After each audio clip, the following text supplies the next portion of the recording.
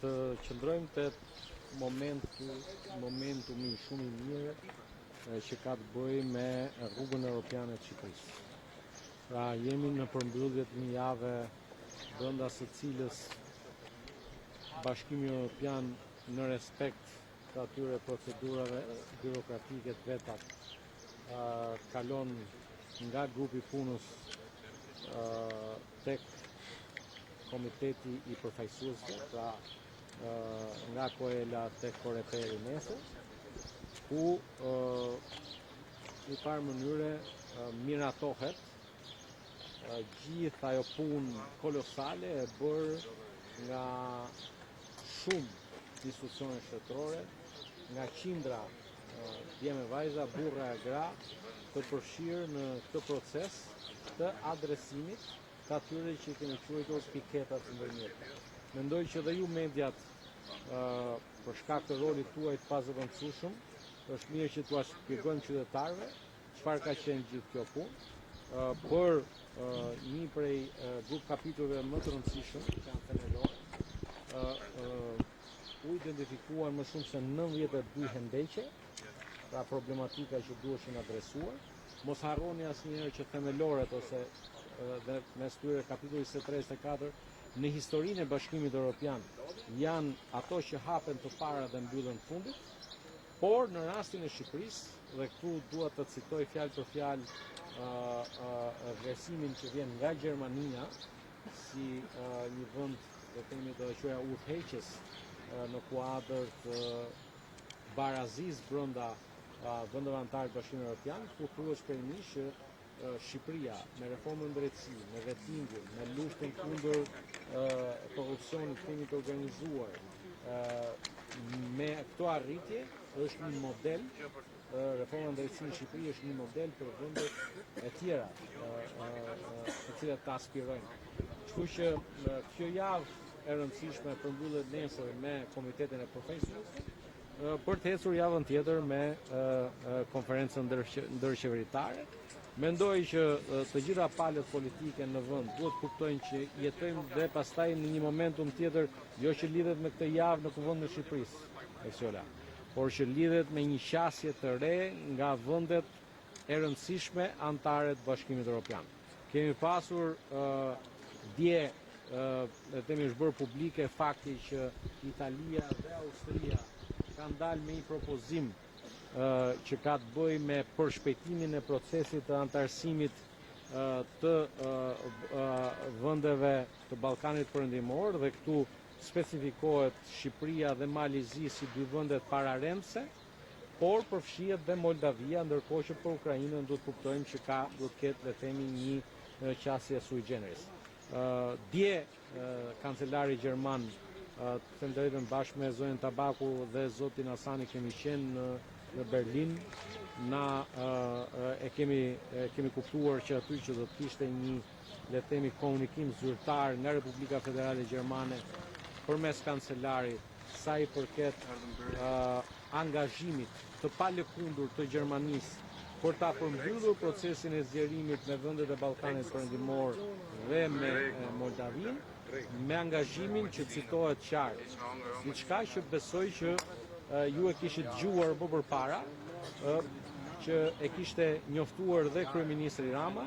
Pra ne duhet të gjejmë një zgjidhje, thot kancelari gjerman, e cila le të themi të na garantojë dhe antarësimin me faza. Nuk duhet kemi frikë që antarësimi me faza na dëmton. Përkundrazi, antarësimi me faza nuk ka të bëjë me ne. Ne do vazhdojmë të përmbushim gjitha detyrimet tona.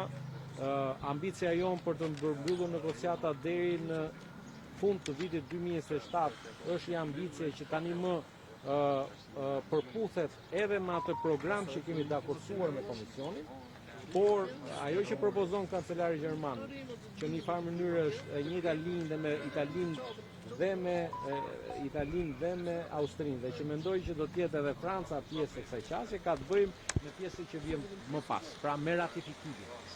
Pra, për ta ditur qytetarët, në fund të vitit 2027 mbyllen negociatat. Nga ai moment bëhet gati marrëveshja që shkon për të ratifikuar këtë vendantare. Dhe tani topi nuk është më në krahun e vendeve, pra aspirante, por është në fushën e vendeve anëtare. Mos harroni asnjëherë që procesi i ratifikimit është një proces i gjatë, kërkon përfshirjen e parlamenteve, mund të kërkojë edhe përfshirjen e popullit me referendum. Për shembull në rastin e Francës, kërkohet qartë që pas kur ka qenë presidenti Chirac apo Sarkozy, në mos gaboj, është lënë e hapur që nëse kërkohet mund të shkohet për zgjerimin edhe mund të dhe tek populli. Unë nuk besoj që do të jetë rasti, pavarësisht se çfarë do të ndodhi në Francë në zgjedhjet presidenciale të vitit dhe më pas edhe zgjedhjet parlamentare, por unë mendoj që Shqipëria jonë e përbashkët ka arsye të jetë gëzuar sot, të jetë gëzuar nesër, të martën e ardhshme në 26 maj, një datë e bukur, kjo 26 majt 2026 për të mos kujtuar dhe për të kujtuar, por 26 maj në vitin 1996. Por megjithatë duhet jemi të gëzuar për një arritje dhe unë nuk hezitoj, kushdo që kontribon, dhe kam thënë në seancën e kaluar, do ta them dhe sot kur vi momenti i miratimit me konsensus të rregullore së kuvendit, që duhet mos harrojmë asnjëherë që çdo shërbim sot që bëjmë ndaj procesit të antarësimit të Shqipërisë në Bashkimin Evropian është një shërbim që ja bëjmë adheut tonë përbashkët. Zoti Pavak, raporti i bashkë që pritet miratohet nesër, a ka ndryshime dhe ka kërkesa për qeverinë dhe do të jetë qeveria e gatshme që të plotësoj këto kërkesa? Një prej tyre është imuniteti përballë drejtësisë, siç është rasti i zëvendësministres Belinda Pavak. Duhet kuptoni një gjë, në botën demokratike të vendeve anëtare të Bashkimit Evropian ku duam të antarësohemi, ka një parim i cili respektohet edhe nga vetë vendet anëtare dhe nga raportet që prodhohen. Ju e pat raportin e Parlamentit Evropian. Në botën demokratike nuk merren me emra. Me emra na ka ngelur nga komunizmi, merremi vetëm ne këtu. Me rast. Të lutem. Dhe duhet hiqni dorë dhe të heqim dorë nga kjo kulturë. Në botën demokratike besimi është tek drejtësia. Dhe unë sot po ju them që jo Gjermania, po të gjitha vendet anëtare, reformën drejtësi që ka ndërmarrë Shqipëria e rekomandojnë si shembull për vendet e tjera. Moldavia, një vend që le themi është pas nesh në këtë proces, i është bërë me dije dhe madje ekspertët moldavë, autoritetet moldave vinë në Shqipëri në mënyrë të rregullt për të parë se si e bëm në vetimin e gjyqtarëve, për si e bëm vetimin e prokurorëve për të aplikuar me to. Prandaj, t'jesh i sigurt ti dhe të gjithë ata pas teje që nuk ka Shqipëria asnjë çështje të papërmbushur, por natyrshëm vijimi i implementimit të reformës drejtësi, garantimi i pavarësisë së institucioneve të drejtësisë, ndalja e sulmeve kundër prokurorëve dhe gjyqtarëve për qëllime personale, duhet jetë një reflektim nga gjithë klasa politike. Dhe mos e harroni asnjëherë që faljet i Ramës dhe Partisë Socialiste është sot kjo reformë drejtësisë. Nuk do të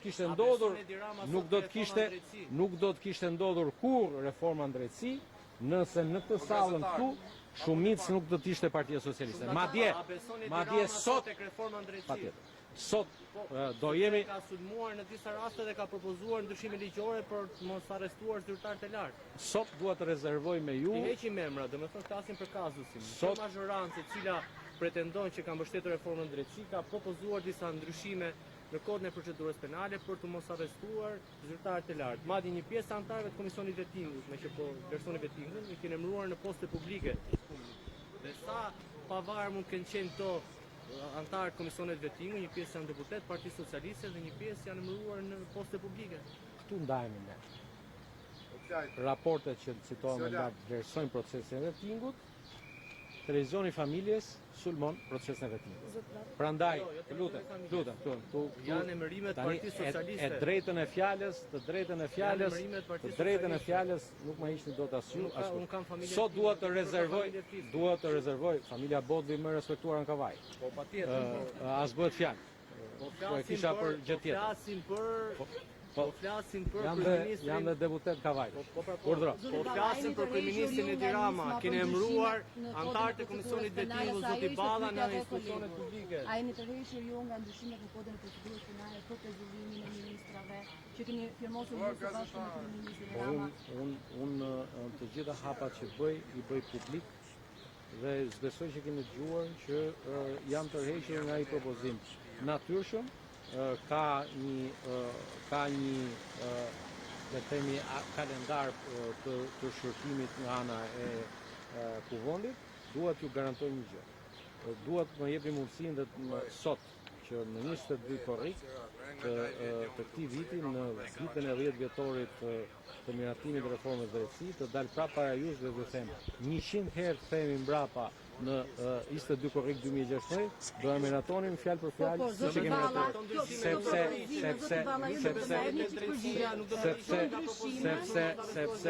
sepse është krenari për çdo shqiptar sot, jo për shqiptarët që jetojnë këtu në Shqipëri, por shqiptarët që jetojnë në gjitha trojat tona etnike, që Shqipëria jonë e përbashkët sot është më afër se kur dhe nëse nëse në 11 maj 2025 shqiptarët na votuan në shumicë për vizionin Shqipëria 2030, mos u habisni që Shqipëria hapin e madh të antarësimit në këtë formë që propozon kancelari Merz ta bëjmë përpara 2030. Por aja ka kërkuar Komisioni Evropian mos meratimin e këtij propozimi që ju keni çuar në këtë vend? Tani unë e dash përgjigjen sa herë të duash ti, mund ta jap një A ka përgjigje. kërkuar Komisioni Evropian? Ju lutem, mos bëni zhurma kot për gjëra që nuk janë pjesë e këtij momenti. Po flasim për një moment historik që ka të bëjë dhe unë nuk kam turp të them dhe faleminderit për kolegët e opozitës, e thash të ditën e të kaluar, do ta them dhe sot, është një situatë shumë e mirë, sepse në fundit, në mos harroni, procesi antarësimi në Bashkimin Evropian lidhet drejt për drejti me kriteret e Kopenhagen. Duhet të mësoni përmend dhe ju ato 9 pikat. Dhe gjëja ndërto më e rëndësishme dhe fillohet me dialogun politik, me funksionalitetin e institucioneve të zgjidhura në mënyrë demokratike. Dhe këtu në këtë këndvështrim, unë do të bëj gjithçka dhe po e them këtu solemnisht para publikut, sepse ato 4 orët tuaj dhe këto mikrofonët tuaj kanë një vlerë të pazëvendësueshme në demokraci. Duhet kuptojmë që edhe opozita ka një rol për vetin të pazëvendësueshëm. Unë do bëj gjithçka që opozita të ketë hapësirën e vet, dhe ndërkohë që në referim të asaj që një mik i veçantë i Shqipërisë, siç është raporteri Andreas Schieder tha, dhe opozita duhet luaj rolin e vet. Në 17-18 qershor do të miratohet raporti në Parlamentin Evropian. Ndoshta do ishte për shembull një akt i mirë që atë ditë aty jemi një delegacion i përbashkët i barabartë se jo mes opozitës dhe majorancës. Po gazetarët janë pazëvendësueshëm me Fiorella, çfarë temë të shih. Zoti Balla, nëse keni kërkesa të tjera nga prokuroria posaçme, do ta jepni imunitetin? Të rregullores kuvendit dhe sipas jush, cilat pikë Faleminderit Muhamet. Ndryshimet rregullore i bëjnë mirë parlamentarizmit. Jam shumë i kënaqur që 2 negociatorët, relatorët në rastin fjalë për të ruajtur kontekstin